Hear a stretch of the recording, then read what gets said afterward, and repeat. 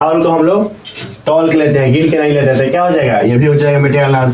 तेल को हम लोग माप के लेते हैं कि गिन के लेते हैं, तो तेल को हम लोग माप के लेते हैं, गिन के नहीं लेते हैं, तो क्या हो जाएगा, ये भी हो जाएगा मटेरियल नाउन। कैसे हो आप लोग, आशा करते हैं कि आप लोग अच्छे होंगे और बहुत अच्छे होंगे। ठीक है, पिछले वीडियो में हम लोगों ने कलेक्टिव नाउन के बारे में अच्छे से समझा था, जिसको हिंदी में बोलते हैं समूहवाचक संज्ञा, और इस वीडियो में हम लोग मटेरियल नाउन को समझेंगे बहुत अच्छे तरीके से। ठीक है, मटेरियल नाउन जिसको हिंदी में बोलते हैं द्रव्यवाचक संज्ञा। नाउन के हम लोगों ने 5 प्रकार पढ़े थे। पहला प्रकार नाउन के पढ़े थे प्रोपर नाउन, दूसरा प्रकार पढ़े कॉमन नाउन, तीसरा पढ़े कलेक्टिव नाउन, आज पढ़ेंगे मटेरियल नाउन। ठीक है, आज पढ़ेंगे मटेरियल नाउन। मटेरियल नाउन आखिर होता क्या है, बस 2 मिनट में समझ जाएंगे। आप लोग जाइएगा नहीं, इस वीडियो को पूरा अच्छे तरीके से वॉच कीजिएगा। ठीक है, देखिए ध्यान से, आखिर मटेरियल नाउन होता क्या है, आज आप लोग इसे सीख के जाएंगे।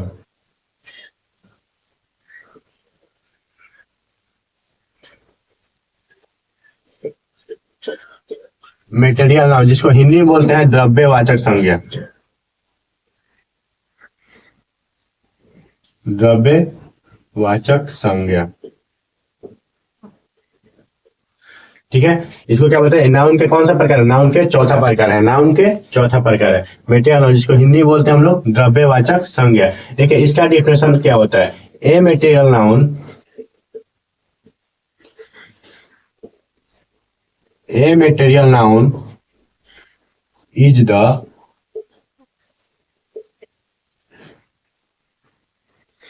name of material। मटेरियल कहने का मतलब पदार्थ, material. A material noun is the name of material, और क्या हो जाए, और सब्सटेंस, सब्सटेंस।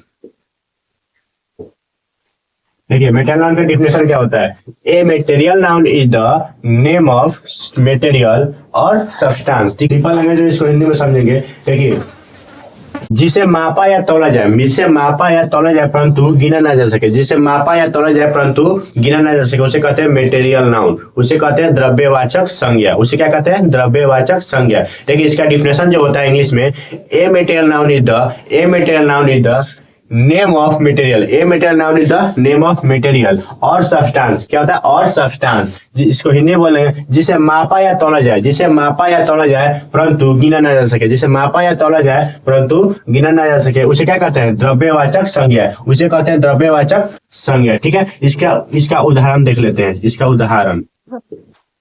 अच्छा, आप लोग क्या बता सकते हैं कि ऐसा कौन से उदाहरण है जिसे हम लोग माप सकते हैं, तौल सकते हैं, लेकिन गिन नहीं सकते। इसका उदाहरण हो जाएगा, देखिए पल्स, राइस, ऑयल, शुगर, और क्या हो जाएगा, घी, ETC। देखिए जैसे में पल्स हो गया, राइस हो गया, ऑयल हो गया, शुगर हो गया, घी हो गया, ETC। हम लोग पल्स जो होता है, दाल को हम लोग क्या करते हैं, गिन सकते हैं, दाल को नहीं गिन सकते, दाल को गिन सकते हैं, नहीं गिन सकते, उससे हम लोग माप के लेते हैं। दुकानदार से हम लोग क्या बोलते हैं कि हमको 1 केजी दाल दे दीजिए, 2 केजी दाल दे दीजिए, हम लोग उसे तौल के लेते हैं, हम उनको गिन के नहीं लेते। क्या चावल को हम लोग तौल के लेते हैं, गिन के लेते हैं? शुगर को हम लोग माप के लेते हैं कि गिन के लेते हैं? शुगर को भी हम लोग माप के लेते हैं, उसे गिन के नहीं लेते हैं। अभी क्या जाएगा, मटेरियल नाउन। तो घी को कैसे लेते हैं, घी को भी माप के ही लेते हैं, तो क्या जाएगा, मटेरियल नाउन।